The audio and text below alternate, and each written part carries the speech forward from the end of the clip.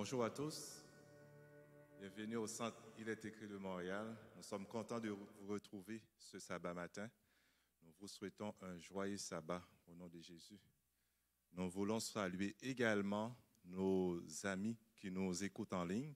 Nous leur souhaitons un sabbat béni au nom de l'Éternel. Voici quelques petites annonces que nous avons pour vous. Nous tenons à vous rappeler, comme nous le faisons à chaque sabbat, lorsque vous êtes assis, de porter vos masques. Si vous voulez chanter ou circuler dans les lieux, nous vous invitons à les garder. Donc, pour chanter, vous devez les apporter. Également, après le culte, nous savons que c'est toujours très intéressant d'échanger avec des amis. Nous vous invitons à respecter les consignes de santé publique également, les 2 mètres. Si c'est difficile, portez vos masques également. Et il y a une salle en haut, vu que l'entrée ici est un peu étroite. Si vous voulez prendre plus de temps pour parler avec d'autres personnes, nous vous invitons à vous rendre à l'étage afin que vous puissiez garder une bonne distance entre vous pour pouvoir parler. Comme il a été annoncé sabbat dernier, le culte commence à 10h30, très important, et à compter d'aujourd'hui, nous revenons à l'heure normale. Nous reprenons également la réunion de prière pour tous ceux que cela intéresse, qui voudront participer avec nous aujourd'hui. Nous vous invitons à 12h30 jusqu'à c'est environ 45 minutes afin de passer un moment agréable en prière. Si vous avez un cellulaire, comme on le rappelle à chaque sabbat, de le mettre en mode, de le fermer afin d'éviter toute distraction. La prédication d'aujourd'hui sera apportée par notre pasteur Claude Trépanier. Je vous souhaite un bon sabbat au nom de Jésus.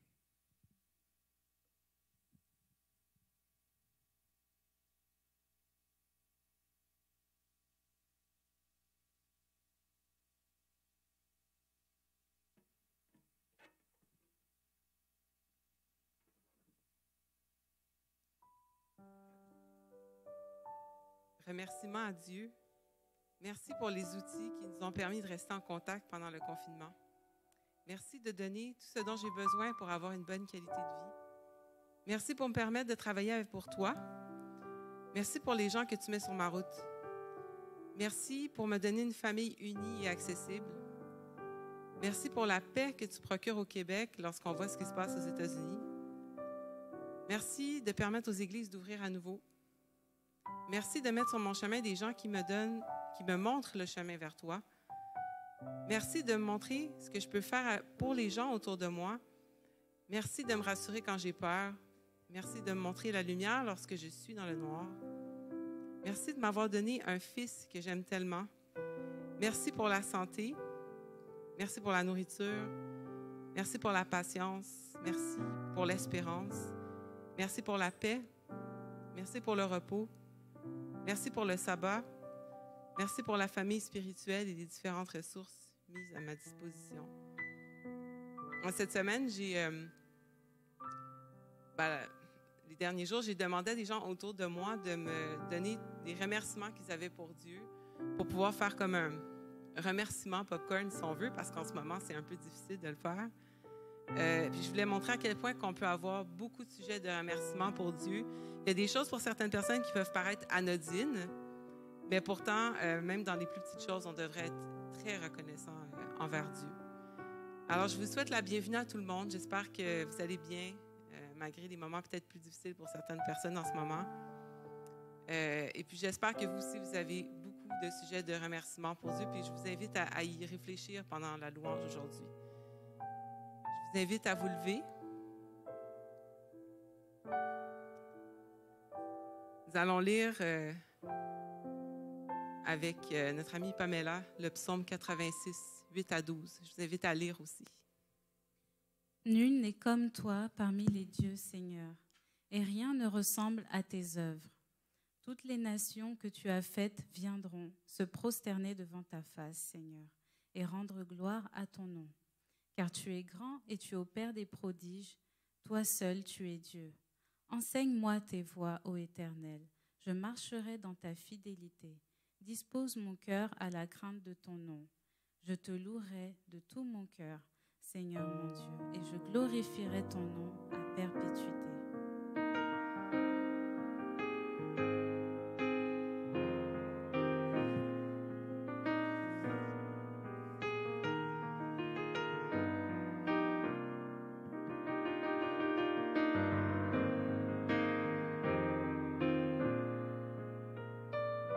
Je chanterai Gloire à l'Éternel,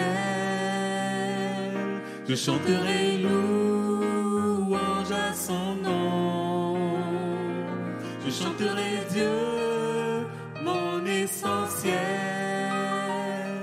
Je chanterai en l'honneur de son nom. Je viens t'offrir, Seigneur, que j'ai de meilleur. Je viens t'offrir ma vie.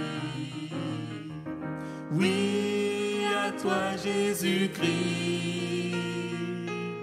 Et même si je suis fragile, et même si c'est difficile,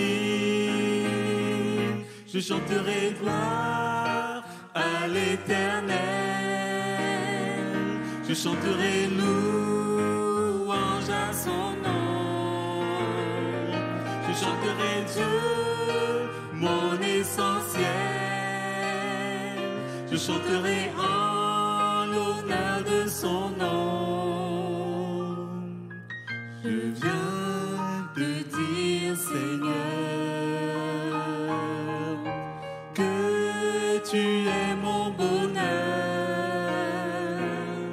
Non, rien ne peut détruire notre bel avenir. Et même si je suis fragile, et même si c'est difficile, je chanterai gloire à l'Éternel. Je chanterai louange à son nom. Je chanterai Dieu, mon essentiel. Je chanterai en l'honneur de son nom. Toute ma vie, je redirai que tu as donné ta vie. Toute ma vie, je redirai que tu as payé le prix. Toute ma vie, je redirai que je ne vis que pour lui. Je chanterai gloire à l'Éternel. Je chanterai louange à son nom. Je chanterai Dieu, mon essentiel. Je chanterai en l'honneur de son nom. Je pense à un autre sujet de remerciement qu'on peut avoir pour Dieu, c'est le fait qu'il nous permette de nous donner à lui, qu'il nous permette de donner notre cœur, donner notre vie à lui. Bien sûr, il faut qu'on accepte de le faire, mais il nous permet quand même de le faire, de vraiment revenir et de reconnecter avec lui à nouveau. Dans Job 11, 13 à 18. Pour toi, dirige ton cœur vers Dieu. Étends vers lui tes mains, éloigne-toi de l'iniquité et ne laisse pas habiter l'injustice sous ta tente. Alors tu lèveras ton front sans tache, tu seras ferme et sans crainte. Tu oublieras tes souffrances, tu t'en souviendras comme des eaux écoulées. Tes jours auront plus d'éclat que le soleil à son midi. Tes ténèbres seront comme la lumière du matin. Tu seras plein de confiance et ton attente ne sera plus vaine. Tu regarderas autour de toi et tu reposeras en sûreté.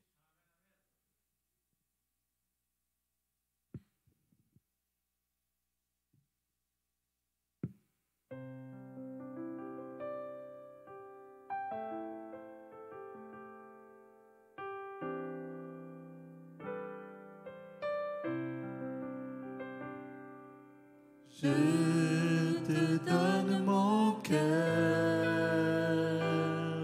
il ne m'appartient plus. Ce que j'ai de meilleur, tout est pour toi, Jésus. Un parfum de valeur sur toi est répandu.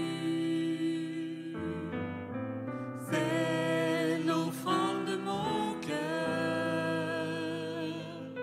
Je suis à toi, Jésus. Prends mon âme, prends mon cœur, je te donne tout.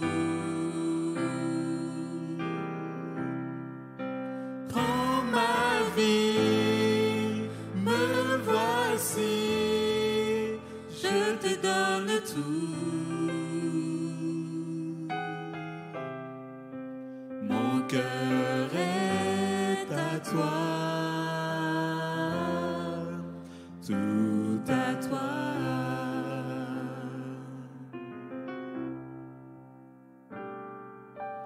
Je te donne mon cœur,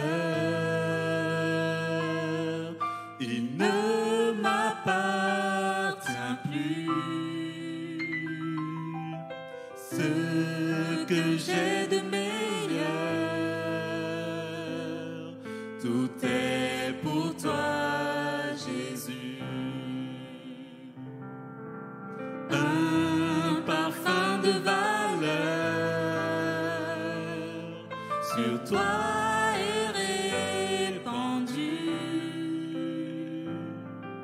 C'est l'offrande de mon cœur. Je suis à toi, Jésus. Prends mon âme, prends mon cœur, je te donne tout. Prends ma vie, me voici, je te donne tout. Mon cœur est à toi. Tout à toi, mon cœur est à toi, tout à toi.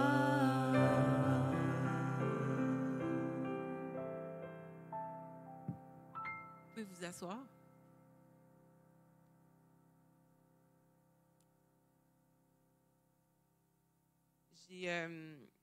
J'ai lu un texte justement en lien avec le thème que je voulais donner à la louange, qui était « Merci ». Donc, on peut lire dans Ellen G. White, dans Jésus-Christ. « Celui qui croit en moi vivra, dit Jésus. Quand même, il serait mort, et quiconque vit et croit en moi ne mourra jamais. Crois-tu cela? » Ici, le Christ plonge son regard en avant vers l'époque de son retour. Alors les justes qui seront morts ressusciteront incorruptibles, et les justes qui seront vivants seront transportés au ciel sans passer par la mort. Le miracle que Christ allait accomplir en ressuscitant Lazare d'entre les morts devait représenter la résurrection de tous les justes. Par sa parole et par ses œuvres, Jésus s'affirma comme l'auteur de la résurrection. Celui qui devait bientôt mourir sur la croix se tenait là, ayant les clés de la mort, vainqueur du sépulcre, affirmant son droit et sa puissance pour donner la vie éternelle.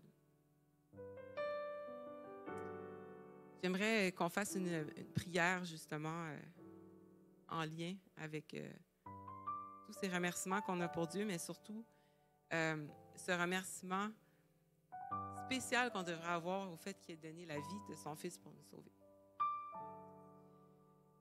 Seigneur Dieu, je te remercie d'avoir conduit nos pas jusqu'ici ce matin.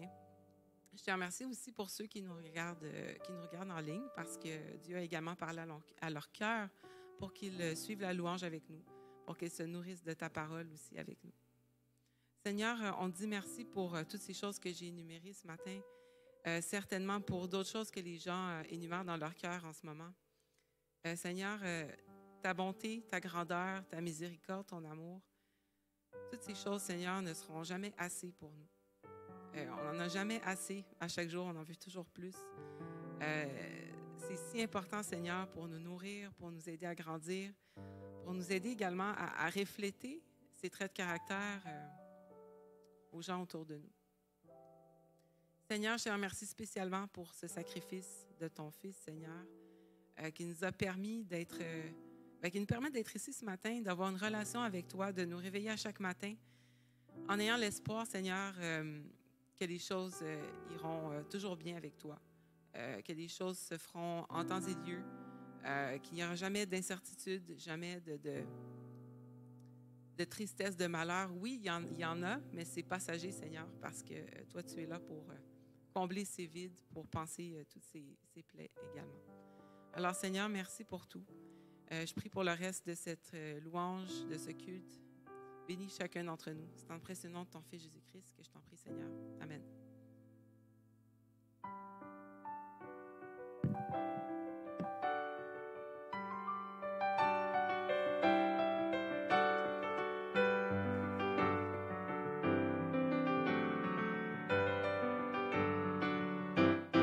Dieu, quel amour pour moi, quelle patience.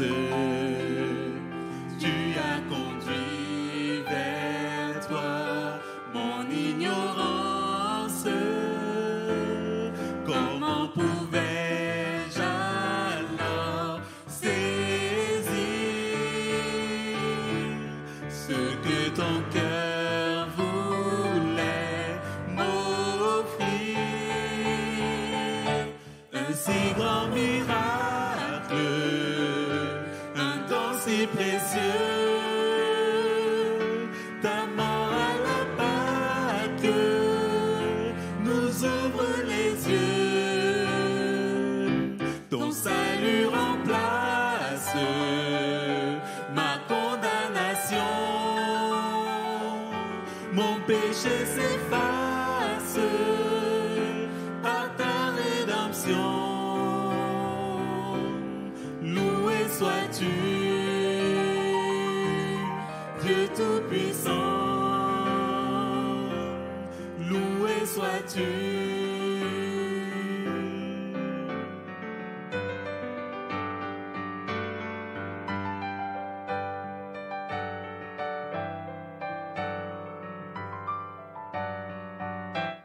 Ce don si merveilleux,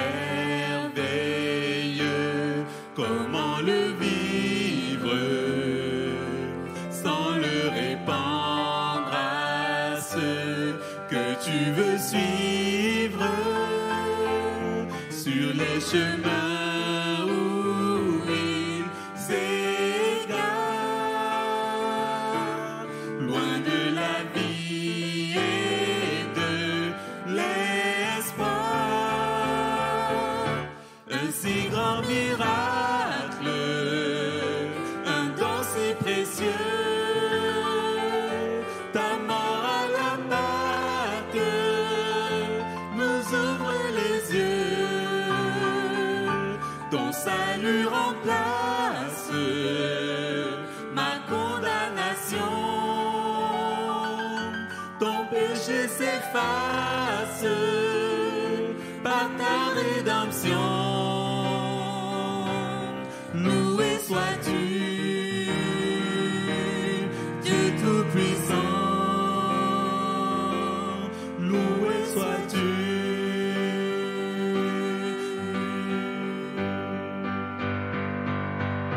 Loué sois-tu,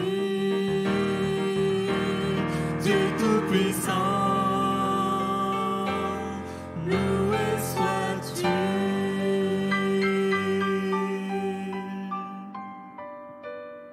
Amen. Amen. Allons maintenant dans Jean 1, les versets 6 à 15. Il y eut un homme envoyé de Dieu. Son nom était Jean. Il vint pour servir de témoin, pour rendre témoignage à la lumière, afin que tous crussent par lui.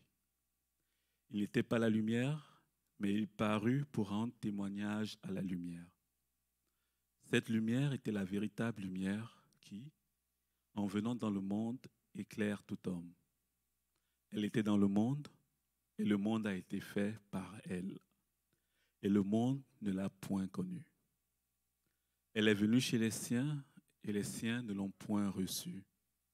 Mais à tous ceux qui l'ont reçue, à ceux qui croient en son nom, elle a donné le pouvoir de devenir enfants de Dieu, lesquels sont nés, non du sang, ni de la volonté de la chair, ni de la volonté de l'homme, mais de Dieu. Et la parole a été faite chair, et elle a habité parmi nous, pleine de grâce et de vérité. Et nous avons contemplé sa gloire, une gloire comme la gloire du Fils unique venu du Père. Jean lui a rendu témoignage et s'est écrié. C'est celui dont j'ai dit, celui qui vient après moi m'a précédé, car il était avant moi. Je demanderais de vous lever pour ce chant. C'est un chant qui mérite d'être chanté debout avec tout notre cœur.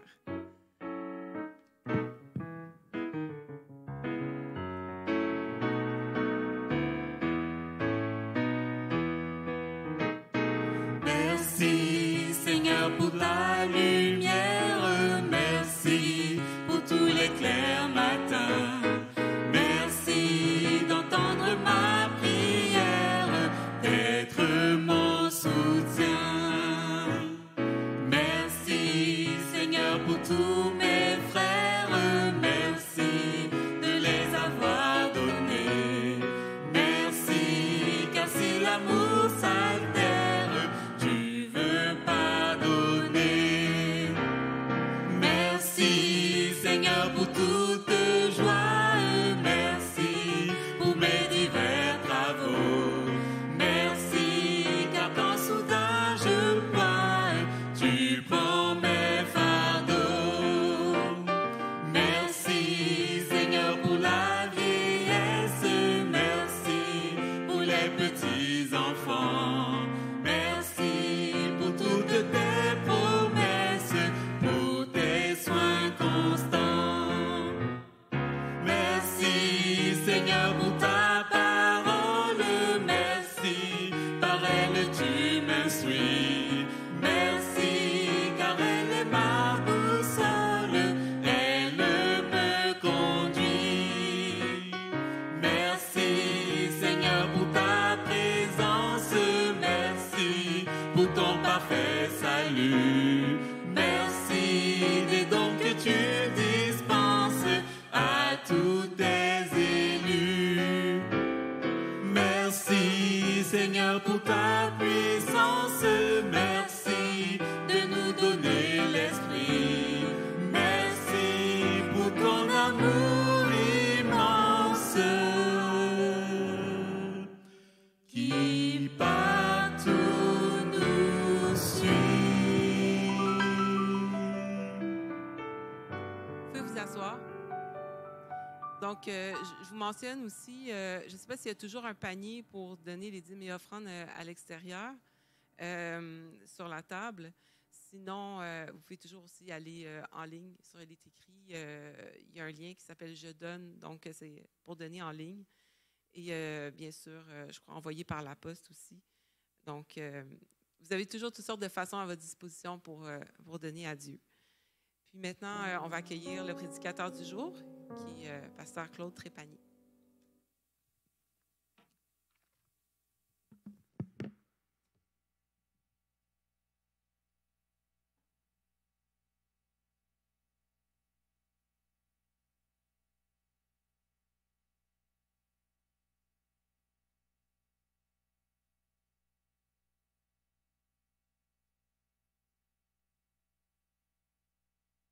Bon, ça va tout le monde?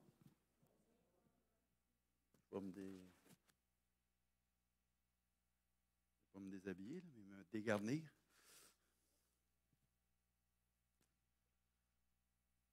Le Seigneur est bon? Les chants étaient bien? Chanter pour la gloire de Dieu, hein? se préparer à recevoir la parole de Dieu, se préparer à ce que Dieu nous parle, nous emmène là où on ne pensait même pas d'aller. On s'attend du Seigneur, n'est-ce pas? Hein? On veut que Dieu nous touche. On vient à l'Église parce qu'on pense de recevoir quelque chose. On vient à l'Église parce qu'on nous a dit qu'on devrait aller à l'Église. Hein? On vient à l'Église pour toutes sortes de raisons. On est-tu d'accord? Mais c'est quoi l'Église? Qu'est-ce que l'Église? Qui est l'Église? Hein? On parle souvent de ça. Il y en a qui viennent à l'Église parce que c'est une place où ils peuvent s'y réfugier. C'est comme un camp de réfugiés. Il y en a des gens qui viennent à l'Église parce que c'est comme s'ils venaient à l'orphelinat. Ils n'ont pas de père, ils n'ont pas de mère spirituelle. Ils sont orphelins. Il y a des gens qui viennent à l'Église, un peu comme si c'était un hôpital. Il y en a beaucoup d'entre nous qui étaient ou qui sont encore estropiés. Ils sont vraiment malades. Qui ne filent pas bien. On devrait dire qu'ils ne filent pas bien. Mais moi, je suis un Québécois et je dis qu'ils ne filent pas bien. Il file tellement pas bien qu'il se demande s'il va s'en sortir un jour. Il se demande quand est-ce que la douleur va arrêter. Il se demande comment ça qu'il est tout seul, qu'il souffre. Et quand il arrive à l'Église, il s'aperçoit qu'il n'est pas tout seul. Ça met un peu un baume sur sa plaie, de savoir qu'il n'est pas tout seul. Alors, qu'est-ce que l'Église? Ce matin, ce qu'on veut voir ensemble, c'est pourquoi Dieu a instauré l'Église. C'était quoi le but de l'Église? Est-ce que c'est quelque chose que les hommes ont amené à comprendre? Ou est-ce que c'est Dieu qui voulait que justement ses enfants, son peuple, sa famille soient justement reconnus comme étant son Église? Avant d'aller plus loin, j'aimerais ça qu'on puisse demander au Seigneur justement de nous donner la sagesse, le discernement, puis de savoir et de comprendre pour moi-même, qu'en est-il? Pas pour les autres, là, mais pour moi-même. Qu'est-ce que Dieu veut que je comprenne à travers ça? Vous comprenez ce que je suis en train de dire? Je ne sais pas. Moi, j'ai des garçons, juste avant compris, là. Je me souviens, je disais, écoute-moi bien, Jake, là. Puis là, il regardait tout le temps sur le côté. Je dis, pourquoi tu regardes à côté? Ben, il dit, vas-tu dire la même chose à Darren? Laisse faire Darren. Là, je parle à toi. À Darren, je vais m'organiser avec Darren. Puis quand je parlais à Darren, il regardait sur le côté des fois. Qu'est-ce que tu fais? Ben, il dit, Jake aussi, hein? Je dis, oh, je le sais, Jake aussi. Là, je parle avec toi. Fait que ça, je pense que même nous, rendus adultes, de tout le temps penser qu'on n'est pas tout seul, puis que les autres aussi, ils devraient avoir le même speech qu'on a, ben, ça vient de loin. Ça vient depuis qu'on est jeune. On a été élevés comme ça. Donc, prions. Demandons au Seigneur de nous donner, d'être capable de comprendre c'est quoi le message pour nous. Éternel, notre Dieu, notre Père, on t'aime et on veut te servir. Tu sais comment on est fait. Tu le dis toi-même que tu sais de quoi nous sommes formés, de quoi nous sommes faits. Nous ne sommes que de la poussière. Nous sommes poussière, nous retournerons poussière. Mais entre les deux, tu nous donnes cette opportunité de te choisir, de marcher avec toi, d'avoir cette espérance qu'un jour tu reviendras et que nous pourrons être avec toi pour l'éternité. Que tu nous donneras la vie éternelle. Et ce n'est point à cause de nos mérites, mais c'est à cause de Jésus, ton Fils bien-aimé, notre Seigneur et notre Sauveur. Puisses-tu nous aider ce matin à comprendre quel est le but de l'Église? Qu'est-ce que l'Église? Qui est l'Église? Béni sois-tu, ô Éternel.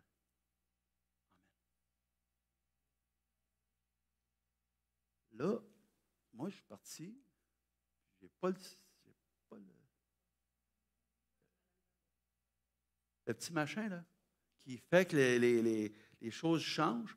Je m'excuse. On me l'a donné tantôt, puis je l'ai égaré. Fait qu'il est peut-être dans mon bureau, il est peut-être à quelque part. Ah, non. Je l'avais laissé sur la table là-bas. Je m'excuse. Donc, le mot « église » est une traduction du mot grec « ecclésia ». Okay? Le Nouveau Testament a été écrit en grec, qui signifie appeler hors de ou appeler à sortir. E.W. Bellinger, c'est un Anglais d'Angleterre. C'est un érudit. Il dit que ce mot a été utilisé en rapport avec une assemblée, mais particulièrement une assemblée de citoyens, une sélection d'entre eux, les bourgeois. Puis, citoyens d'une ville, un statut privilégié. Les bourgeois ont un statut privilégié. Donc, les chrétiens étaient appelés à s'assembler. On leur a dit que vous êtes une assemblée de chrétiens, vous êtes une église, parce que vous avez une mission particulière. Dans le Nouveau Testament, on l'utilise 115 fois, le mot « église », dont 3 sont traduits comme « assemblée ». Le mot veut dire qu'il y a eu une assemblée, il y a eu une église, une ecclésia. Puis un regard sur les 3 fois où ce mot est traduit comme « assemblée », c'est suffisant pour nous montrer que son usage ne s'appliquait pas exclusivement aux assemblées chrétiennes. Parce que souvent, dans le monde contemporain de Paul, on se servait du mot « ecclésia » pour dire qu'il y avait une assemblée, un regroupement, même jusqu'à dire une émeute, où il y avait une foule. Donc, dans Actes 19, justement, là où ils se rendent à un endroit, il y a une émeute. Il y a quelqu'un qui, lui, fait des statues de la déesse Diane. Puis il voit ce que Paul est en train de prêcher, puis il dit « Oh, ça va nuire à ma business. » Je veux dire, là, ce qu'il est en train de lui dire, là, ça n'a rien à voir avec Diane, puis si le monde ne croit plus en Diane, moi, j'ai plus de job. Puis il a commencé à aller chercher ses chums, il a dit « Hey, le monsieur là-bas, là, il était gentil quand il a dit le monsieur, là, c'est pas drôle là, ce qu'il est en train de faire là. Fait que nous, là, on n'a pas besoin d'avoir ça, ces histoires-là. Chassez-la d'ici. » Puis là, il y a eu une grosse émeute. Les uns criaient d'une manière, les autres d'une autre. Le désordre régnait dans l'assemblée. On dit dans l'ecclésia, le désordre régnait. Cependant, on dit le secrétaire ayant apaisé la foule, dit à l'assemblée, dit à l'ecclésia, si vous avez en vue d'autres objets, ils se régleront dans une assemblée, dans une ecclésia, dans une assemblée légale. Donc, il n'y a pas à avoir lieu d'avoir des ecclésias pour toutes sortes de choses. Il y a des ecclésias légales pour ce genre de choses. Et après ces paroles, il congédia l'assemblée, encore une fois, puis on prend le mot ecclésia dans le grec du Nouveau Testament. Alors, ayant vu ce que le mot ecclésia désigne généralement, on peut maintenant nous pencher sur la signification de la parole de Dieu. Qu'est-ce que la parole de Dieu veut nous faire comprendre par le mot ecclésia, par le mot église, par le mot assemblée? Dans les Actes des Apôtres et dans les Épîtres, on utilise souvent le mot ecclésia pour dire justement qu'il y avait une assemblée où on se réunissait, où il y avait des ecclésiastes que Paul avait fondés ici et là pour justement dire on retourne là où il y a une ecclésia à Rome, une ecclésia à Corinthe, une ecclésia à Éphèse, parce que lui-même avait... Comment? Il avait passé par là, mais c'est lui qui avait instauré ces ecclésias-là. Là, bien que ce mot signifie de nouveau une assemblée, un regroupement de gens qui ont la même mission, la même idéologie, la même façon de faire, tous ceux qui sont nés de nouveau, c'est-à-dire tous ceux qui ont confessé de leur bouche le Seigneur Jésus et qui croient dans leur cœur que Dieu l'a ressuscité des morts, seront sauvés, nous dit le texte dans Romains 10. Donc, on dit que les gens se rassemblaient pour entendre justement la parole de Dieu. Un autre terme que la Bible utilise pour désigner l'ensemble universel des croyants en Christ est le corps. OK? L'Ecclésia est appelé aussi le corps du Christ. Le fait que le terme Église est corps ou corps de Christ, l'ensemble des croyants en Christ ressort de plusieurs passages dans la parole de Dieu. Donc, Quand moi j'étais jeune, on disait le corps de majorette. OK? Ma mère, elle disait, mes filles vont aller dans un corps de majorette. Moi, j'étais jeune, je me disais, pourquoi qu'elle dit ça, un corps de majorette? Hein? Les gens disaient, ça fait partie du corps des policiers. Hein? On disait ça, le corps des policiers. Puis nous, l'Église, on fait partie du corps de Christ. Qu'est-ce que ça veut dire, ça? Nous qui nous assemblons ensemble pour justement représenter Christ, représenter son corps, ça veut dire qu'à quelque part, on a une même idéologie, une même mission. On est tous différents. Puis justement, on prend le corps pour dire que le corps, il y a des mains, il y a des pieds, il y a des jambes, il y a des bras, il y a des épaules. Tous n'ont pas toutes la même fonction, mais ils font tous partie du même corps. Puis, j'aime bien cette analogie-là, où on dit que l'œil n'est pas l'ouïe, l'oreille. Puis l'oreille, ben, ce n'est pas les mains. Puis les mains, ce n'est pas les jambes. Puis il dit, Dieu a placé le corps de façon à ce que chaque membre ait sa place. Et qu'il n'y ait pas un membre qui pense qu'il est plus important qu'un autre membre. Nous savons tous, que notre œil, c'est un membre très important. Hein? Avoir la vision, la visibilité, d'être capable de voir. Mais lorsque j'ai quoi qui vient dans mon œil, dites-moi, c'est quoi le membre le moins important qui joue dans le caca, qui joue dans la boue, qui joue n'importe où, dans le ciment, qui joue là où c'est pas beau, puis après ça, il dit, c'est pas grave, je vais me laver les mains. Donc, notre main, on s'en sert pour toutes sortes de choses, mais lorsqu'il arrive de quoi à l'œil, c'est la main qui vient aider à l'œil. Donc, la partie la plus faible ou la moins honorée vient aider à la partie la plus honorée, si on veut. Dieu a bien fait ça. Quand il arrive de quoi à l'oreille, c'est qui vient encore aider à l'oreille? Oh, c'est la main. Donc, la main, elle est importante pour protéger l'oreille. L'oreille est importante pour entendre, pour être capable de discerner les choses. Nous faisons partie du corps de Christ. Qui est la tête de ce corps? C'est Jésus. Nous faisons partie du corps, mais Jésus est le cerveau de ce corps-là. Right? C'est Jésus qui dit où on va, comment il va, puis de quelle façon qu'on devrait y aller. Je ne sais pas si vous-même l'avez déjà dit, mais moi, je l'ai entendu dire.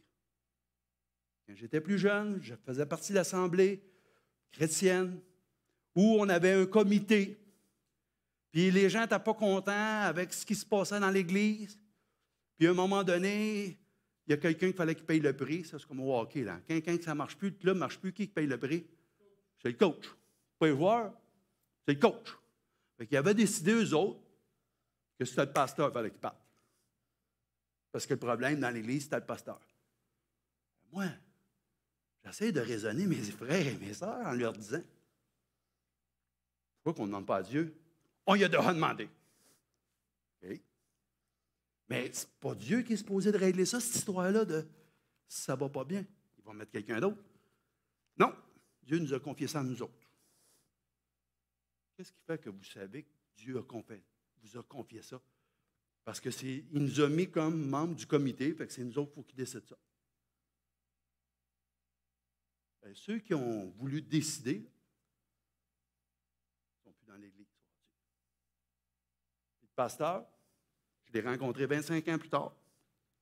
Savez-vous ce qu'il m'a dit?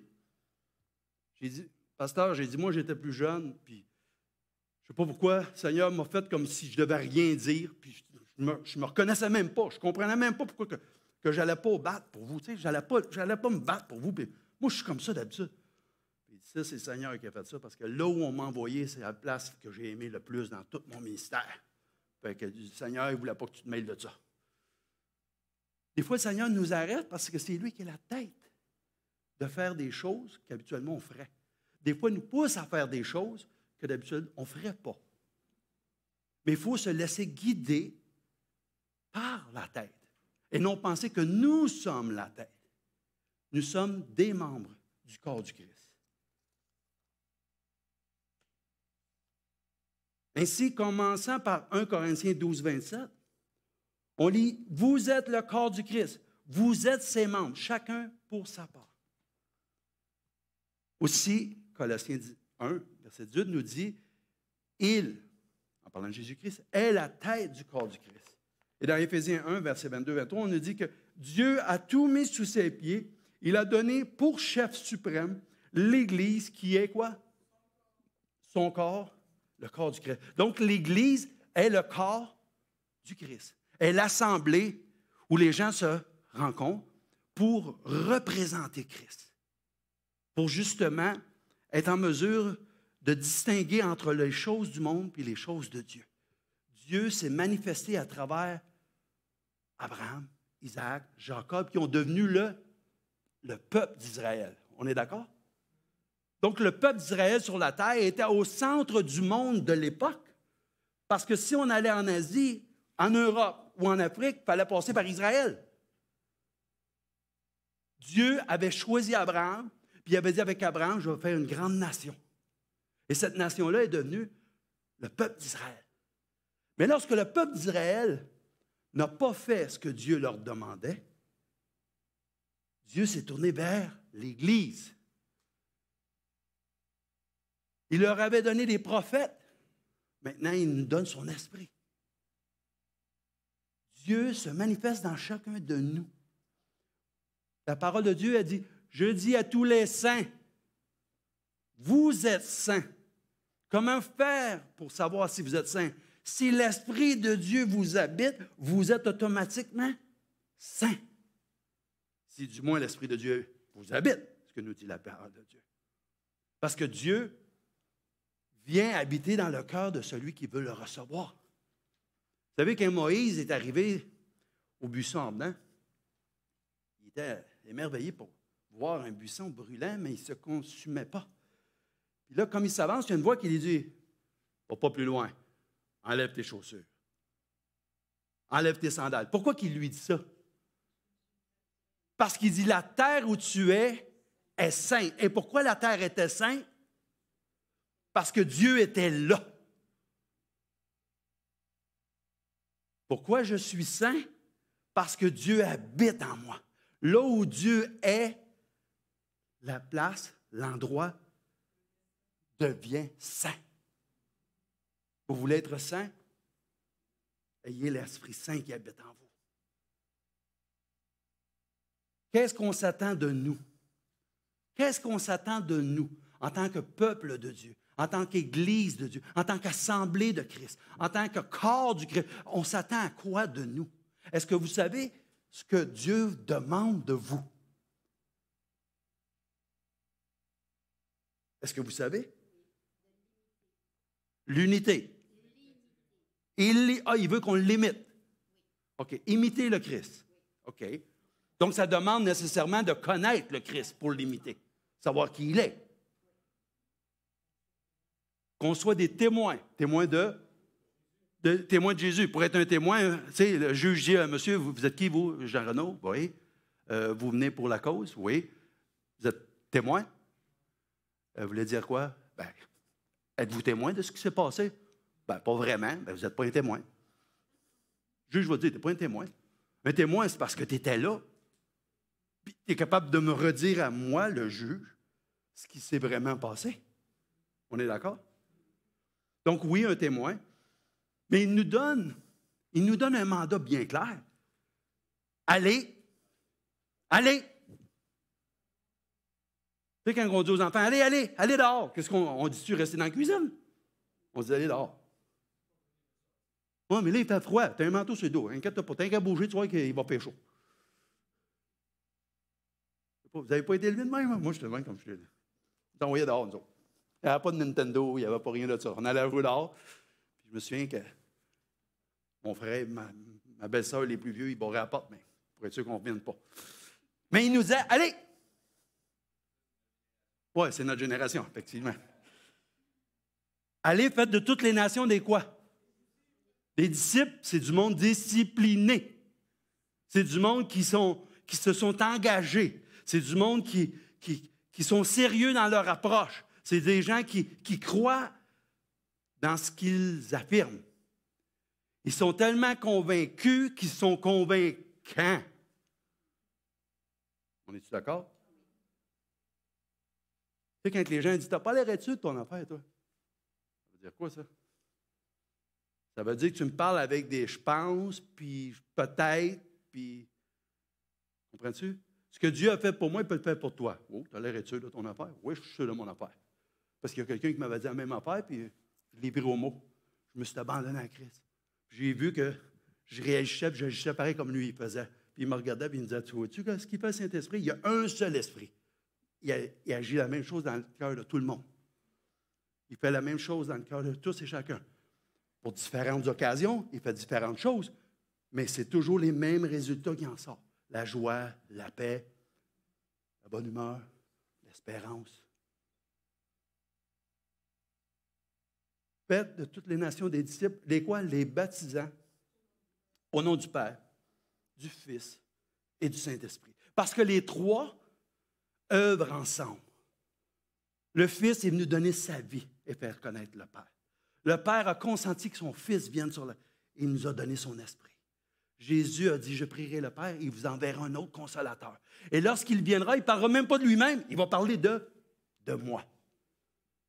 Donc, eux autres sont un peu comme les trois, là, sont, non, vas-y, non, vas-y, non, vas-y, non, vas-y. Ils sont comme ça. Ils s'oublient eux-mêmes parce qu'ils savent que l'autre va en parler.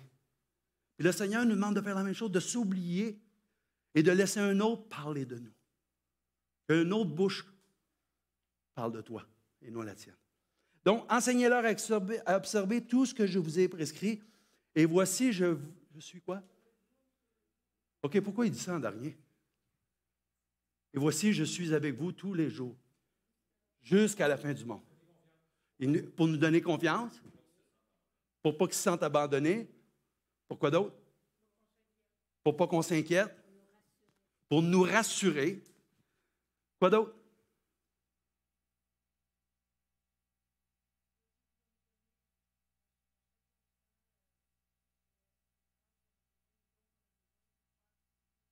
Oui, puis il va nous le donner à tous les jours parce qu'il va être avec nous à tous les jours.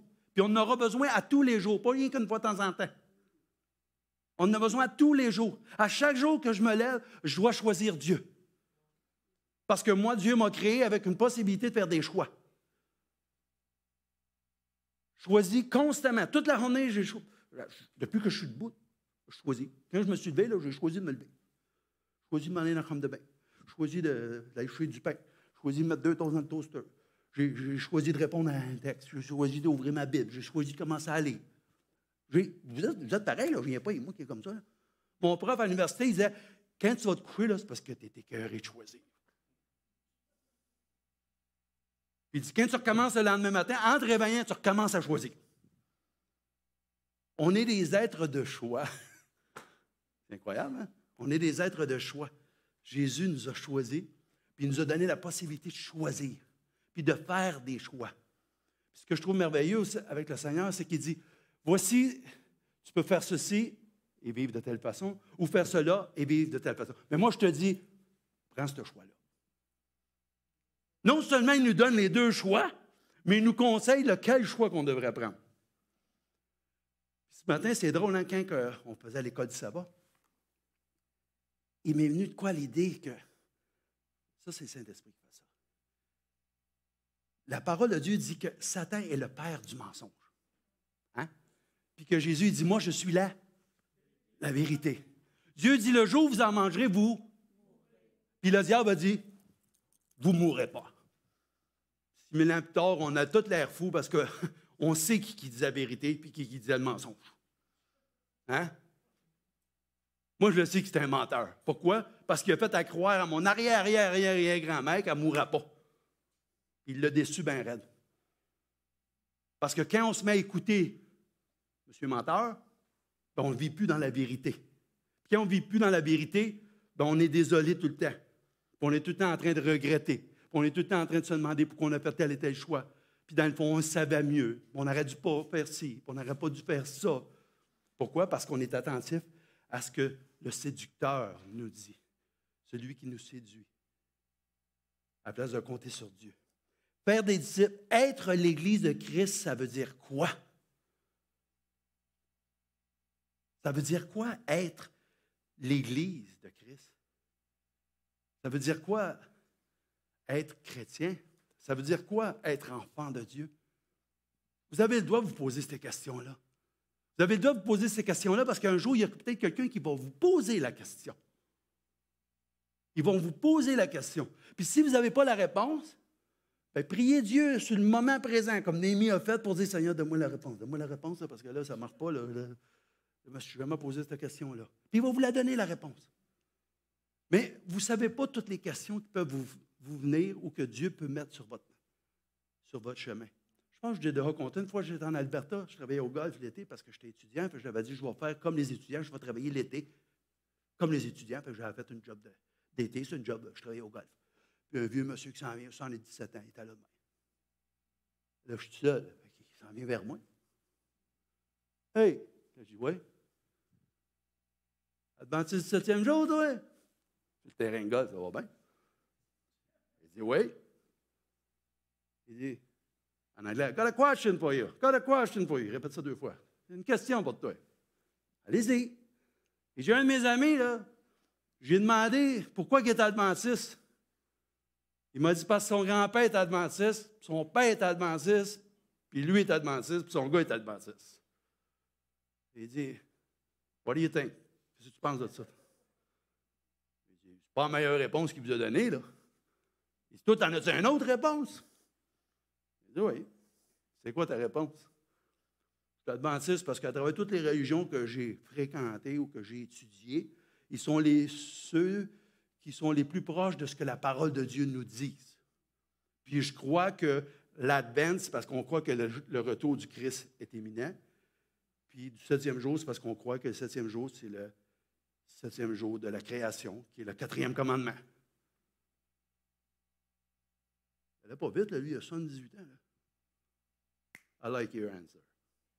J'aime ta réponse. Il dit peut-être que tu devrais rencontrer mon chum, puis jaser avec. Parce que lui, là, il n'a pas des bonnes réponses. Monsieur, là, qui n'est pas chrétien, là, pourquoi que vous êtes adventiste? Pourquoi vous venez à l'Église? Savez-vous pourquoi vous venez à l'Église? J'espère que vous le savez. Arrêtez de venir à l'Église, vous allez savoir pourquoi vous venez à l'Église.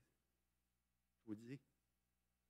Parce qu'on a besoin de socialiser les uns avec les autres. On a besoin de voir des gens qui sont là et qui ont la foi comme nous, qui croient en Dieu, qui veulent marcher avec Dieu. Ça ne se fait pas du jour au lendemain, mais c'est des questions que vous devez vous poser. Puis ça arrive la même chose dans les choses temporelles, les choses du monde. J'avais quelqu'un qui travaillait avec moi chez IBM. Il montait en course travailler, 9 km, il allait prendre sa douche, il faisait sa randonnée, puis il allait se rhabiller, puis il repartait chez eux. Il faisait 18 km par jour. Moi, je disais, Richard, pourquoi tu fais ça? Moi, je m'entraîne pour le marathon. Tu t'entraînes pour le marathon? C'est quoi le marathon? Ben, je ne sais pas c'est quoi le marathon. Ouais, mais je ne sais pas, c'est combien? C'est bien 6 000.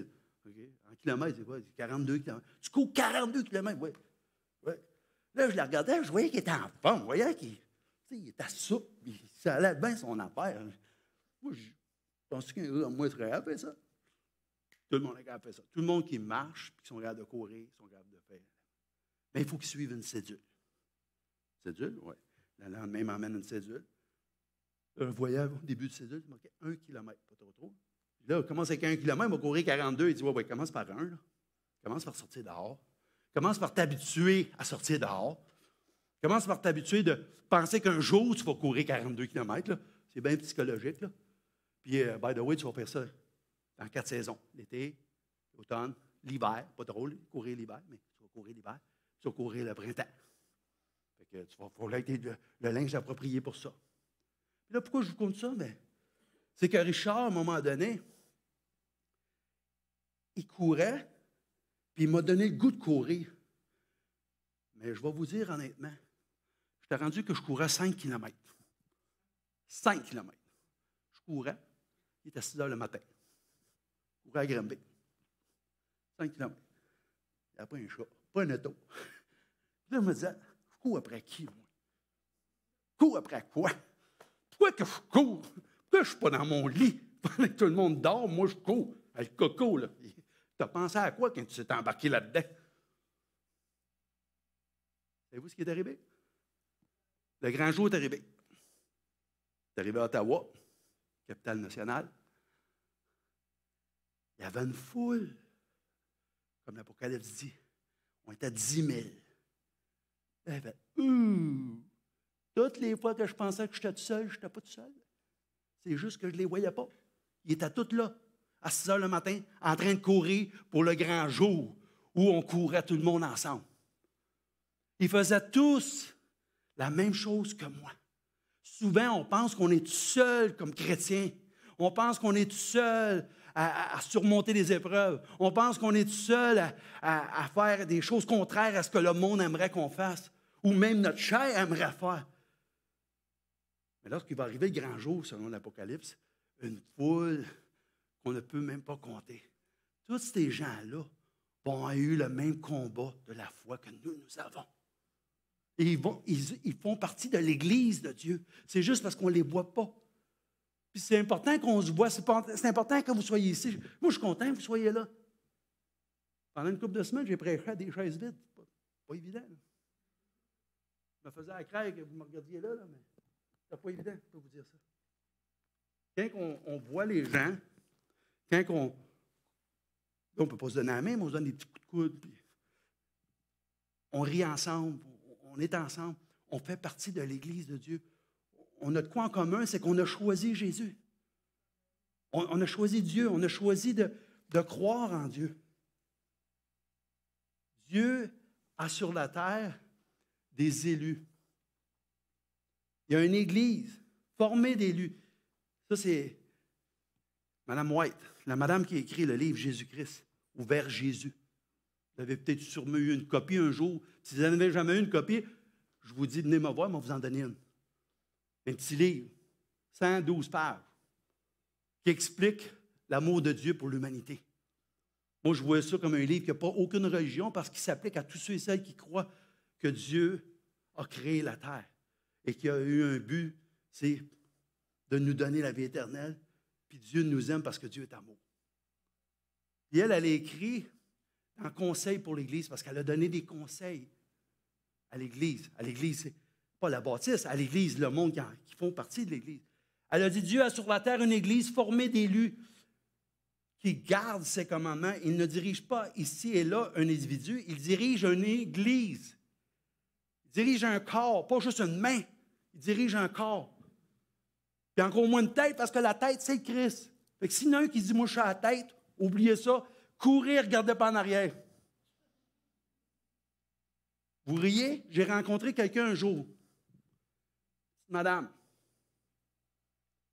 elle dit, là, elle m'a t'expliqué de quoi, tu vas me parler comme ça. Elle m'a t'expliqué de quoi, là, moi? C'est une Québécoise, puis tu sais, elle voulait me rentrer dedans, là. Écoute-moi bien, là. Elle m'a t'expliqué de quoi, là? Ça, là, c'est mon Église. T'as acheté ça quand, ma grande? Elle dit, niaise-moi pas. Ben, c'est toi qui me niaises. Tu me dis mon Église. Je pensais que c'était l'Église du Seigneur, moi. Elle dit, tu sais ce que je veux dire? Non. Elle recommence. Elle dit, c'est mon Église. C'est nous autres qui a parti ça ici. C'est pas toi qui a parti ça, c'est le Seigneur qui a parti ça. Le Seigneur t'a utilisé, puis ça t'a monté à la tête. Descends sur le plancher des vaches. Parce que c'est pas ton Église. C'est pas mon Église. C'est l'Église du Seigneur. Elle dit, en tout cas, c'est ça, en tout cas, on va réfléchir à ça. Parce qu'à un moment donné, il ne faut pas prendre des prérogatives pensant que c'est nous autres qui rendent toute la chose ici. Là. Moi, je suis un invité ici. Le Seigneur, il m'invite ici. Je viens vous parler parce que j'ai plusieurs années, puis j'ai étudié. Mais je vais vous faire une petite révélation. La première fois que je suis venu prêcher ici, là, c'est où ce que le Seigneur m'a dit? L'autre, tu n'es pas là pour divertir les gens. Je vous dis, là, je m'en allais en auto, ça dit, Claude, tu n'es pas là pour divertir les gens. Prêche la parole. Dis aux gens ce que je fais dans ta vie. Dis aux gens ce que je peux faire dans la leur. Mais tu n'es pas là pour faire le clown. Tu es là pour prêcher la parole de Dieu. souvent, il faut qu'on se fasse remettre à l'ordre. Puis ceux qui veulent marcher avec Dieu, Dieu va les remettre à l'ordre. Parce que Dieu châssit celui qui l'aime. Ça fait pas partie de la parole de Dieu, ça. Des fois, il nous remet à l'ordre. Elle dit, la vérité possède une puissance sanctifiante, mais l'Église militante n'est pas la triomphante. Elle est militante, mais elle n'est pas triomphante encore. L'ivraie se trouve mêlée au bon grain, nous dit la parabole dans Matthieu 13, 24 à 33. Veux-tu que nous arrachions l'ivraie? Demandent les serviteurs. Mais le maître leur dit non, de peur qu'en arrachant l'ivraie, vous déraciniez aussi le bon grain.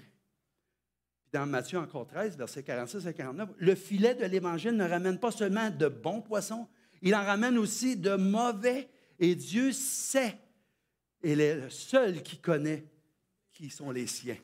Ce n'est pas à nous à dire, lui n'est pas bon, puis lui est bon.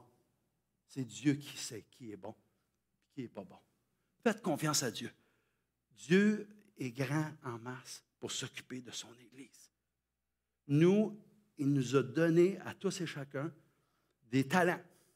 Puis il nous a donné une façon qu'on peut faire avec un et faire avec l'autre. Puis on n'est pas toute une main, on n'est pas tout un bras, on n'est pas tout un pied, on n'est pas toute une jambe. Il y en a qui sont les jambes, il y en a qui sont les pieds, il y en a qui sont les doigts. Il y en a même qui sont la petite orteil. Allez vous cogner la petite orteil le matin, là, sur le bord du divan. Là. Pas mal, hein? Tu te rends compte que la petite orteil est importante. Là où il y a de l'homme, par contre, il y a de l'hommerie. François de Sales qui disait ça. Dans les Actes des Apôtres, l'Assemblée de Jérusalem, première assemblée qu'il y a, Acte 15, première assemblée, là, les piliers de l'Église sont tous là.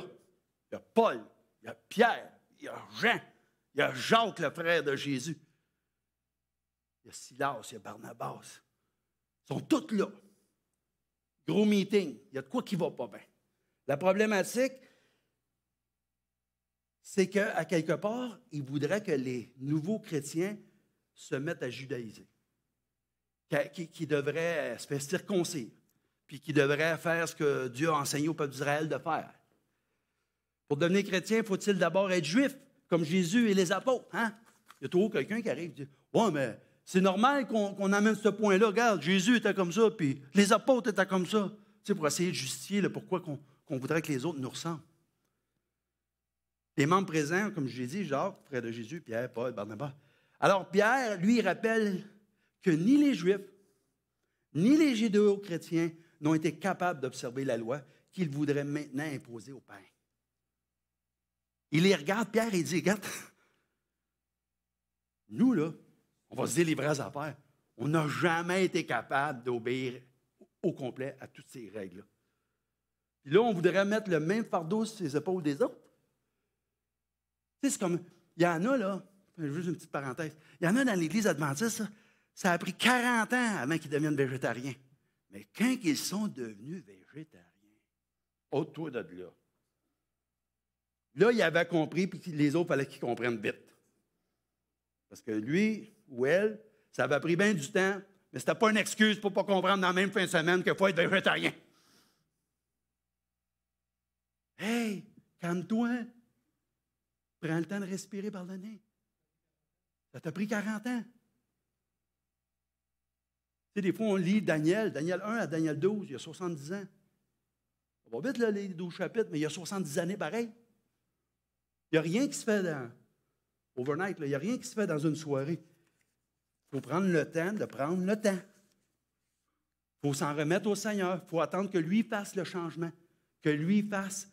On donne l'information, on prie pour la personne, puis on laisse le Saint-Esprit faire le travail.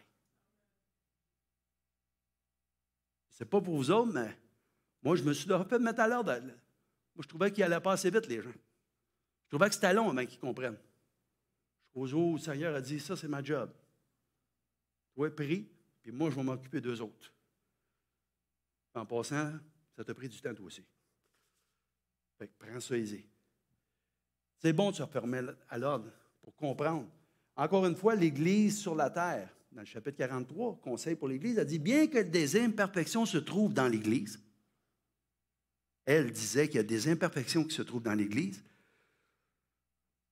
des derniers temps. Il en sera ainsi jusqu'à la fin. Cette Église doit être la lumière qui brille au milieu du monde, d'un monde souillé et perverti par le péché. Affaiblie et imparfaite, elle a besoin d'être reprise, elle a besoin d'être avertie, elle a besoin d'être conseillée, mais elle n'en est pas moins ici-bas l'unique objet sur lequel le Christ jette un suprême regard. Dieu jette un regard sur son Église et sur qui elle est composée. Le monde est un atelier où, avec la coopération de ses agents divins et humains, Jésus agit dans les cœurs par sa grâce et par sa miséricorde. Donc, c'est le Seigneur qui agit dans le cœur des gens, par sa grâce et par sa miséricorde.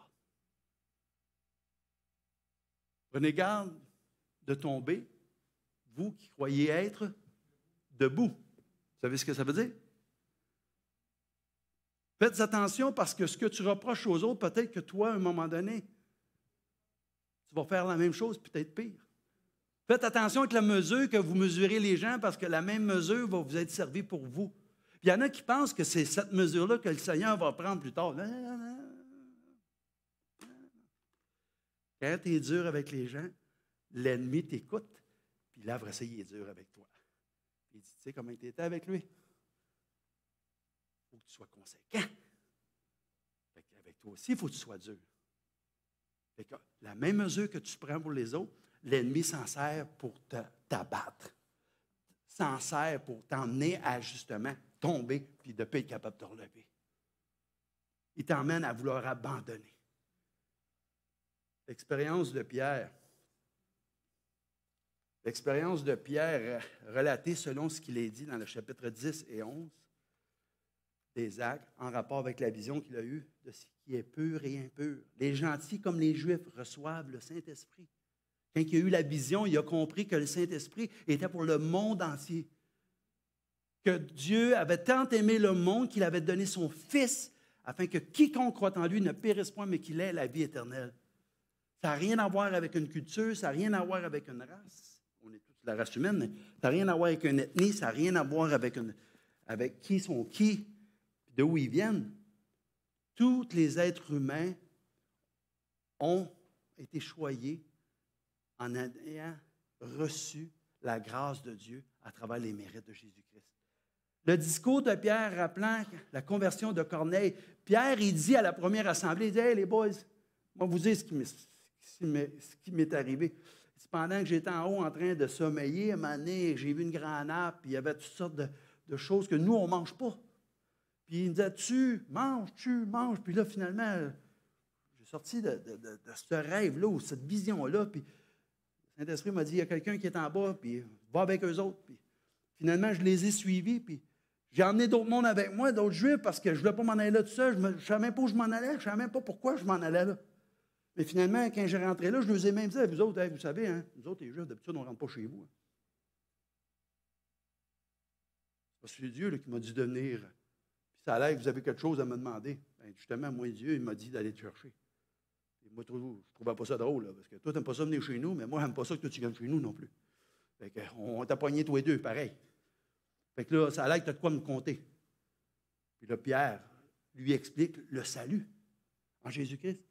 Puis là, ils se mettent à parler en langue. Puis là, il dit aux autres, au meeting, là, dans Acte 15, il dit, comment moi, je pouvais arrêter ça? Que Dieu se manifeste à eux comme il s'est manifesté à nous. Qui étais-je, moi, pour dire qu'il peut, arrêtez, là, parlez pas en langue, là, vous n'êtes pas des Juifs, là, vous autres, là. Et je ne peux pas faire ça. Donc, il leur a rappelé ce qui s'était passé. D'ailleurs, il faut noter que Pierre va disparaître à partir de Acte 15. Parce qu'à partir de Acte 16, c'est l'apôtre Paul qui embarque. Il y a une transition qui se fait là. Paul a eu la mission d'aller vers les gentils, d'aller vers les gens, les non-juifs. Jacques était le leader à Jérusalem. C'était le frère de Jésus. Et là, l'Église, elle a commencé vraiment avec les disciples d'Emmaüs. L'expérience du ressuscité. Au verset 25, dans Acte 24, on nous dit alors, il leur dit, ô cœur sans intelligence, lent à croire à tout ce qu'on avait annoncé par les prophètes, ne fallait-il pas que le Christ endura ses souffrances pour entrer dans sa gloire? Et commençant par Moïse et parcourant tous les prophètes, il leur interpréta dans toutes les Écritures ce qui le concernait. C'est Jésus qui marche avec les disciples d'Emmaüs, puis qu'eux autres sont déçus, ils partent de Jérusalem, ils s'en vont à Emmaüs, puis qu'en chemin faisant, Jésus se joint à eux autres. Anciennement, il n'y a pas d'auto, là. Tout le monde marchait à pied. De voir quelqu'un venir puis marcher en arrière de nous autres ou à côté de nous autres, c'était pas rare, là. Puis là, eux autres, ils commencent à parler avec Jésus, puis ils disent, t'es-tu seul qui ne sait pas ce qui s'est passé à Jérusalem? On pensait que celui qui était là, c'était un grand prophète, un grand guérisseur, quelqu'un qui faisait des miracles. On pensait qu'il était celui qu'on attendait, le Messie. Et là, Jésus ne dit pas, hey, c'est moi, là, baby cat trap, là, personne, wake up, guys. C'est pas ça qu'il dit. Commençant par Moïse et tous les prophètes, il leur expliqua comment cela devait se dérouler. Il n'y avait pas à être déçu. C'était Dieu qui avait d'avance dit que ça arriverait comme ça. Et alors, il leur ouvrit l'esprit et l'intelligence des Écritures, et il leur dit, ainsi en est-il écrit que le Christ souffrirait, qu'il ressusciterait d'entre les morts le 3e jour, et qu'en son nom, le repentir en vue de la rémission des péchés serait proclamé à toutes les nations, à commencer par Jérusalem. Et de cela, vous êtes mes témoins. Vous êtes mes témoins. Qu'est-ce qu'on fait? Ils ont retourné à Jérusalem. Ils s'en allaient pour s'en aller chez eux, mais là, déçus, ils retournent à course. Mais là, ils ne retournent pas à pied, là, en marchant, là, à pied, mais en courant. Puis là, ils arrivent là, dans la chambre haute où ils se retrouvaient habituellement. Là. On a vu le Seigneur. Il nous a parlé. Il nous a expliqué tout dans les Écritures, tout ce qui devait se passer. C'est juste qu'on n'a pas allumé. Écoute, c'est incroyable. Il est ressuscité. Et c'est parce qu'il est ressuscité qu'eux autres ont commencé à aller dire aux autres que Christ était le Messie dont on attendait. Parce qu'ils l'ont vu. Parce qu'ils ont cru. Et parce qu'ils ont su que le Seigneur leur avait dit, « Et voici que moi, je vais vous envoyer sur vous ce que mon Père a promis. Voici donc, demeurez dans la baie jusqu'à ce que vous soyez revêtus de la force d'en haut. » De la force d'en haut, vous serez revêtus.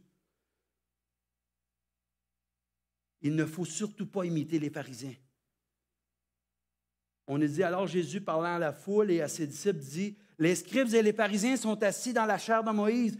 Faites donc et observez tout ce qu'ils vous disent, mais n'agissez pas selon leurs œuvres, car ils disent et ils ne le font pas. Ils lient des fardeaux pesants et les mettent sur des épaules des hommes, mais ils ne veulent pas le remuer du doigt. » Vous savez ce que ça veut dire, ça? Ça veut dire qu'ils mettent des fardeaux sur les épaules des gens qu'eux-mêmes ne sont même pas capables de porter. Ils disent à des gens, pour être sauvé, il faut que tu fasses ceci, il faut que tu fasses cela. Tu devrais faire ci, tu devrais faire ça, puis t'arrêtes de faire ci, puis t'arrêtes de faire ça. C'est lourd, ça. Tantôt, je disais, savez-vous pourquoi que vous êtes à l'Église? On va vous en poser une question que vous allez en avoir pour toute la semaine. Une question, je vais vous poser.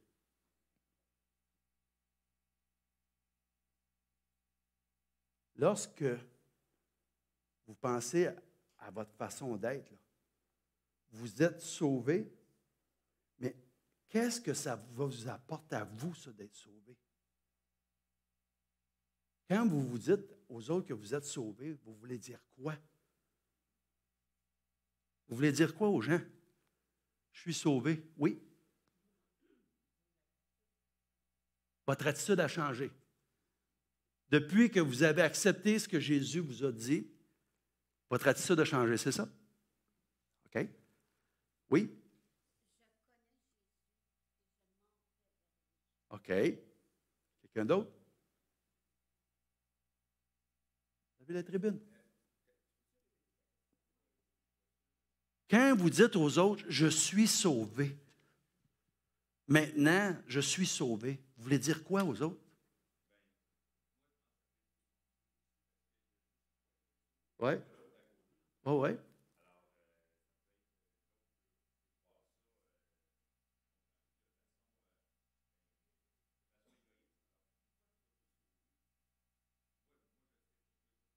OK. OK. Je veux juste vous faire comprendre que souvent on dit des choses aux autres, qu'il faut qu'on fasse attention à la manière qu'on dit les choses aux autres. C'est quoi le but du pourquoi on dit des choses aux autres? Comprends-tu? Comment tu dirais à quelqu'un, là, moi je te dis, là, si tu n'acceptes pas Jésus dans ta vie, oublie ça, là, tu vas être malheureux toute ta vie. On va dire, moi je connais plein de monde qui n'ont pas Jésus, ils n'ont pas l'air malheureux pantoute. Pourquoi il me dit ça? C'est vrai ou c'est pas vrai?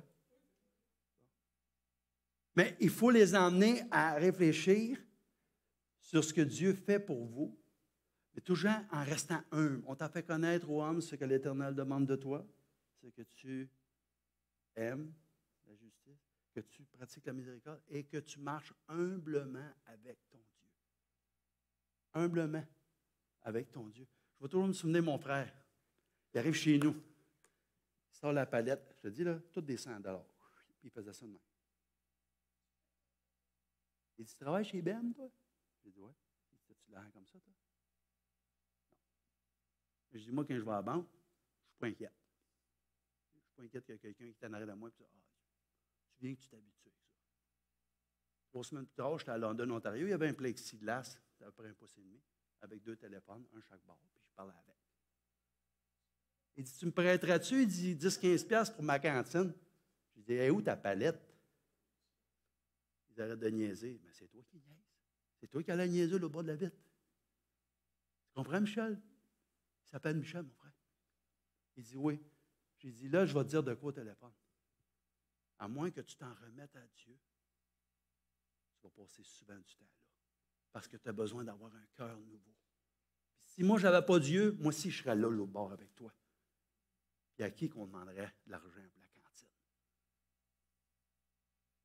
Aujourd'hui, Michel, il n'est plus dans cette gang-là. Michel va bien. Michel a donné sa vie à Dieu. Ce n'est pas parfait, mais il est mieux qu'il était avant. Parce que Dieu transforme la vie des gens. Est-ce que vous le croyez? Est-ce que vous croyez qu'il l'a fait pour vous et qu'il peut le faire pour d'autres? C'est ça. Pourquoi faire ça simple quand on peut faire semblant que c'est compliqué? C'est ça qu'ils faisaient les pharisiens. Il montrait aux autres à quel point qu'eux autres, ils étaient bons de passer à travers toutes ces épreuves-là pour devenir saints comme ils étaient saints. Mais est-ce que c'est ça que Dieu nous demande? On a fini là. On dit au geôlier, ayant demandé de la lumière, c'est Paul qui est en prison avec Silas. Le geôlier est là pour s'assurer que les prisonniers restent dans la prison. Mais Paul et Silas, eux autres, ils chantent. Ils chantent parce qu'ils disent, si on est en prison, c'est parce que Dieu a voulu qu'on soit en prison. Puis parce qu'on est ici, on est aussi bien chanter. On est aussi bien dire aux autres qui sont là, qui ont l'air tous malheureux, que nous autres, on n'est pas malheureux, on est heureux malgré ça. Malgré l'épreuve, malgré la situation, malgré les blessures, malgré la perplexité, malgré qu'on se demande pourquoi, on se dit, garde, moi je fais confiance à Dieu. On va chanter. Puis pendant qu'il chante, bien là, il y a un tremblement de terre, les portes se rouvrent, le monde reste là, le geôlier il est en train de capoter bien raide, puis il dit, là, moi je suis aussi bien de me tuer parce que c'est eux autres qui vont me tuer. Ou c'est les autorités qui vont me tuer parce que je n'aurais pas fait ma job. Puis Paul dit, hey, tu n'as pas besoin de te tuer, là. Viens ici, viens ici, viens ici. Il n'y a personne qui est parti, tout le monde est dans sa cellule, les portes sont ouvertes, mais il n'y en a pas de problème. Le geôlier, il n'avait entendu parler de Paul et Silas. Il savait qui était dans leur prison. Puis là, il leur demande, qu'est-ce qu'il faut que je fasse pour être sauvé, moi? Il dit, crois au Seigneur Jésus-Christ et tu seras sauvé. Il n'a pas dit, attends une minute, là. Donne-moi une lumière, là, j'ai mon pad ici, là. On regarde d'être. Nommons-nous, toi. Baptisé, ça te tente-tu? J'espère que tu ne prends pas de boisson. Tu dois fumer ma cigarette. Pot. Non. Végétarien, j'espère. Pensez-vous que Paul a fait ça? Sérieusement, là. Ça a l'air comique, là, ce que je vous dis là, mais des fois, c'est incroyable. J'ai déjà dit à quelqu'un d'autre, là, j'ai dit, sais-tu quoi? Moi, si je disais au monde, je vous dis, là, je suis bien sérieux. Là. J'ai dit, si je disais au monde, tout ce que je ne fais plus et tout ce que je fais maintenant, il me dirait, t'es capoté, bérette. Moi, je vais vraiment dans ton église. Puis je dirais, en plus, à Cerise sur Sunday, puis j'étais comme toi avant. Vous devez penser à tout ce que vous faites peu, puis à tout ce que vous faites maintenant. C'est juste par la grâce de Dieu qu'on est capable d'arriver à ça. Je vous dis, là, puis je ne me vante pas de rien, là. Si on m'avait dit, quand je suis rentré en 87 dans l'église, tu feras plus ci, tu feras plus ça, tu feras plus ci, tu feras plus ça, tu feras plus ci, tu feras plus ça. Puis là, non seulement ça, tu vas faire ci, tu vas faire ça, tu vas faire ci, tu vas faire ça. Hey, je dirais, c'est une gang de fous, ça. Le Seigneur m'a emmené là où il voulait m'emmener. C'est lui qui m'a emmené là où je suis rendu. Puis il aurait peut-être été plus vite, je ne sais pas. On a pris le temps que ça a pris. Puis c'est pas fini. C'est pas fini, puis ça ne se finira jamais parce que celui qui persévérera jusqu'à la fin sera sauvé. Que celui qui est debout prenne garde de tomber. Je ne fais une chose, c'est que je regarde vers le but. OK? Puis tantôt, je vous expliquais que je courais pour le marathon. Mais finalement, la bonne nouvelle, c'est que je l'ai fait. 4h11:34. Mais rendu au 30e kilomètre, 3 semaines avant, j'ai décidé que j'étais écœuré de courir. Je ne courais plus. Pendant une semaine de temps, je n'ai pas couru. J'ai pogné une écœur en titre. Savez-vous ce que j'ai fait? J'ai dit, là, le clown, écoute-moi bien, là. Ça fait 15 mois que tu cours, puis là, tu vas abandonner quand le marathon est dans 3 semaines d'ici. Il dit, là, je t'ai écœuré. Il n'y a rien à prouver à personne. J'essayais de me justifier. Vous savez de quoi je parle? J'essayais de me justifier. Tu sais, quand il y en a qui se justifient pour ne pas venir à l'église, il y en a qui se justifient pour ne plus faire ce qu'ils devraient faire. Bien, moi, j'étais pareil. J'ai dit, anyway, là, j'ai couru 30 km. Il n'a pas gros cours, ça, 30 km. L'objectif, c'est 42, ben, 5-12 de plus. Puis finalement, fais ça pour qui? Fais ça pour moi, fais pas ça pour les autres. Il y a une petite voix qui a dit, hey, t'abandonnes pas, tu lâches pas, tu continues, parce que tu vas te dire toute ta vie, j'aurais dû aller jusqu'au bout. Toute ta vie, tu vas remettre en question le fait que tu as abandonné. Si tu es pour abandonner, assure-toi que tu sais pourquoi tu abandonnes. Et assure-toi que tu sais c'est quoi que tu abandonnes. Je me suis remis à courir et je l'ai fini. Dieu merci, je suis capable de vous dire aujourd'hui que j'ai couru un marathon une fois dans ma vie. Mais Paul, il veut qu'on s'embarque dans le marathon spirituel, dans la démarche avec Dieu. Puis il y en a qui, à toute dernière minute, vont avoir le goût de lâcher comme j'ai eu le goût de lâcher. J'espère qu'on va être là pour leur dire, ou vous serez là pour me dire, lâche pas, mon Claude, lâche pas, on est arrivé, on y arrive. C'est là, c'est proche. La méthode de Jésus est simple. Jésus dit, viens et suis-moi. Mettez ça pas plus dur que ça. Là. Si Jésus a dit aux autres, viens et suis-moi, mettez ça pas plus compliqué que ça. Viens et suis-moi. Il a dit à Pierre, viens et suis-moi. Il a dit à Philippe, viens, suis-moi. Il a dit au jeune homme riche, viens et suis-moi. Ce que le Seigneur veut qu'on fasse, c'est qu'on le suive. Puis, à un moment donné, vous allez voir, si vous faites ce que vous avez à faire, ce que vous faites, ce que le Seigneur vous demande de faire, vous allez, à un moment donné, comprendre ce qu'il veut dire quand il dit « Viens et suis-moi ». Parce que vous allez vous mettre à marcher avec lui. Puis avant de faire des choses, vous allez le consulter. Jusqu'à même, dites pas ça à personne, jusqu'à même quand tu vas acheter du linge, tu dis « Seigneur, dans toute la linge qui est ici, là, permets que je puisse trouver ce qu'il me faut, puis au meilleur prix possible, pour pas que je jette mon argent par les fenêtres pour rien. Puis s'il y a un deal dans place, permets que je sache où il est, ce deal-là. Puis je vous dis, ça marche. Quelqu'un dit, hey, j'ai de quoi pour toi? Quoi pour toi? Je sais, ben. Il m'arrive, j'ai ça. Justement, il y a un gars qui l'a ramené, puis là, je regarde, il me semble que c'est la même chose que lui. Puis là, ça va être à moitié prix. C'est correct? Ben, c'est correct, certain que c'est correct. Certain que c'est correct. C'est incroyable comment que les choses se font lorsqu'on s'en remet à Dieu. Je sais qu'il me reste 4 minutes, mais je veux vous le dire. Je reste à Rivière-des-Prairies, juste en bas, là, proche de Gouin. Okay, là, je vous dis, là, c'est capoté. Je veux dire, j'aurais aimé ça avoir une caméra. Je passe à tous les matins, je vais marcher à peu près 1h30 ou 2 heures. Puis là, je passe devant un garage, puis à 8 heures, il y a une mer de monde qu'il y a là. C'est chez Rocco. Vous allez là, au garage chez Rocco, là, c'est fou. Tout le monde sont à côté de leurs autos, puis ils attendent tout parce qu'il y a 5-6 portes. Tout le monde sort. Puis moi, je m'en suis revenu de Granby le soir, puis il me semble que mon char, mon truck, ça n'avançait pas. Tu sais, il n'y a plus de gâte, il n'y a plus rien. J'ai dit, mais j'ai hâte demain marcher, je vais demander au monsieur, qu'est-ce qu'il pense que ça pourrait être? Fait que là, il dit, faudrait que tu l'emmènes. Ouais, mais j'ai dit, là, vous allez ouvrir comme là. Il dit, oh, oui, mais tu as juste à redonner. Puis il dit, je vais m'occuper de toi.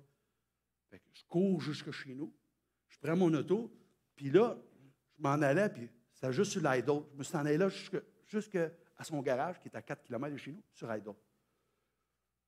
Puis une fois que je suis arrivé là, je vous dis, il y avait plein de monde. Il a passé à travers le monde. Il dit, oui, monsieur, amenez votre char ici.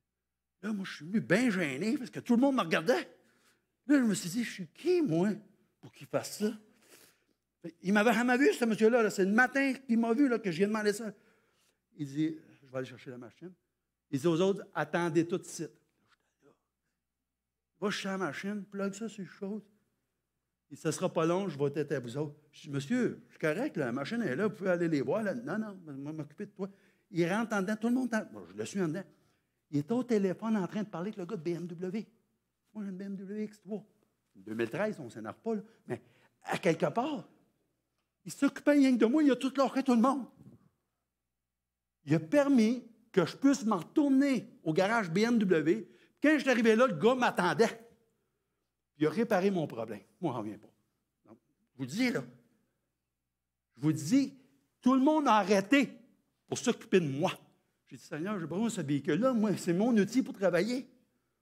Puis il a fait en sorte, on aurait dit que c'est pareil, mais c'est les anges, on a placé toutes les affaires. Puis j'étais émerveillé. J'étais là, je regardais ça aller, je disais, c'est fou, mais arrête. Ben oui, je suis fou. Mais mon auto s'est réparé pareil. À moindre coût, puis tout de suite, puis on s'est occupé de moi. Pourquoi? Parce que je m'occupe de marcher avec Dieu. Puis Dieu dit, fais-moi confiance, je m'occupe de toi. Alors, venez à moi, vous tous qui êtes fatigués et chargés, et je vous donnerai quoi? Du repos. On va voir la dernière citation que j'aime beaucoup. L'Église est le moyen que Dieu a choisi pour faire connaître le salut aux hommes. Établie pour servir, elle a pour mission de quoi? De proclamer l'Évangile. Dès le commencement, Dieu a formé le dessein de révéler par elle sa puissance et sa plénitude. Appelée des ténèbres à sa merveilleuse lumière, les hommes qui la composent, les hommes et les femmes, les êtres humains, doivent refléter quoi? Sa gloire. L'Église est la dépositaire des richesses de la grâce du Christ. C'est par elle que l'amour de Dieu se manifestera finalement de façon puissante et décisive aux dominations, aux autorités dans les lieux célestes. C'est l'Église qui va démontrer non seulement à tous les êtres humains qu'elle est le peuple de Dieu, mais pour toutes les dominations dans les lieux célestes, elle va démontrer que nous sommes les enfants de Dieu.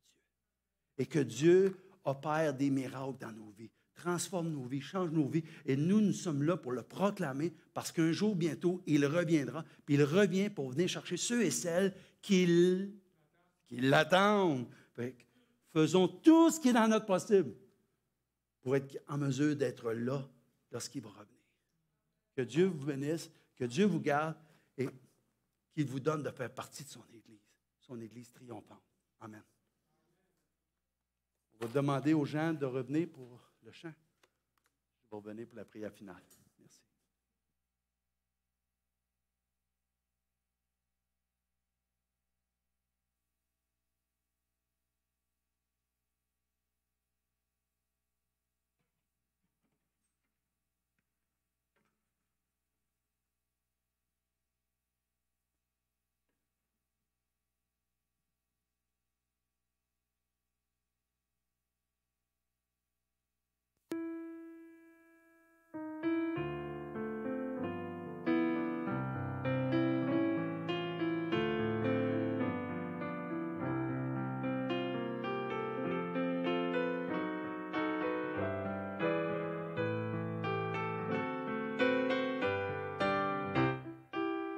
toujours ta divine présence.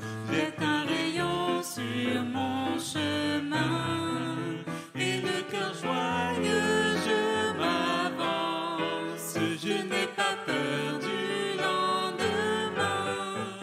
Où tu voudras, je veux te suivre, agneau de Dieu. Conduis mes pas, vivre sans toi ce n'est pas vivre. Je ne puis être où tu n'es pas, oh que jamais rien ne me voit. Le temps doux regard bien-aimé roi, dans le danger brillante étoile, garde mes yeux fixés sur toi. Où tu voudras, je veux te suivre, agneau de Dieu. Conduis mes pas, vivre sans toi ce n'est pas vivre. Je ne puis être où tu n'es pas. Auprès de toi la vie est belle. C'est le bonheur, la liberté.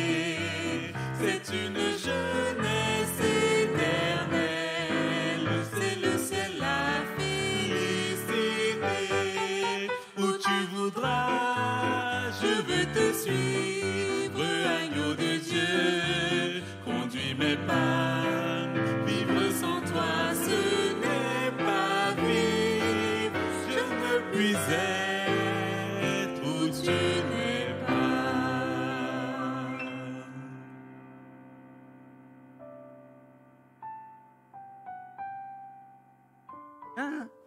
Hein? Je ne puis être où tu n'es pas. David disait, vaut mieux un jour en tes parvis que 1000 ailleurs. Amen. On peut se lever? Vous en retournerez à la maison avec ce petit chant-là. C'est bon, ça. Prions. Éternel notre Dieu, notre Père, on veut te remercier. Te remercier de nous avoir choisis. On te remercie d'avoir consenti que Jésus vienne donner sa vie pour nous. Non seulement il est mort pour nous, mais il est ressuscité. Il est à la droite de sa majesté et il intercède pour nous. Donne-nous de recevoir ton Esprit Saint, afin que nous puissions vivre avec lui et en lui à chaque jour. Père, que ta grâce nous accompagne tout au long de cette journée de sabbat, journée où nous voulons nous reposer avec toi et en toi. Et c'est par les mérites de ton Fils Jésus qu'on te prie. Amen. Que le Seigneur vous bénisse, que le Seigneur vous garde et qu'il vous donne de passer une belle journée. Une belle journée avec cette pensée qu'il est là avec vous et auprès de vous et en vous, pour ceux qui le veulent. Amen.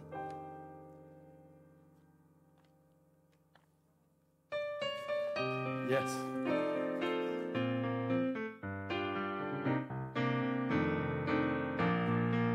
Toujours ta divine présence jette un rayon sur mon chemin et le cœur joyeux je m'avance. Je n'ai pas peur du lendemain.